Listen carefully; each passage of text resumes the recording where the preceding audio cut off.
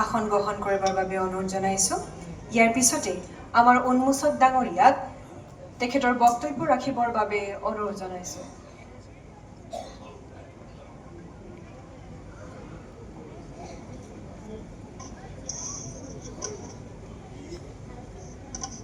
আমাৰ কলাক্ষেত্ৰৰ মাননীয় উপসভাপতি, অসমৰ এক সংস্কৃতি জগতৰ উজ্জ্বলতম নক্ষত্ৰ, বিশিষ্ট অভিনেতা প্ৰাঞ্জল শইকীয়া দাদা, আমাৰ এই কলাক্ষেত্ৰৰ মাননীয় সচিব সুদৰ্শন ঠাকুৰীয়া ডাঙৰীয়া, আমাৰ উপাচাৰ্য মহোদয়, লখিমপুৰ জিলাৰ আয়ুক্ত মহোদয়,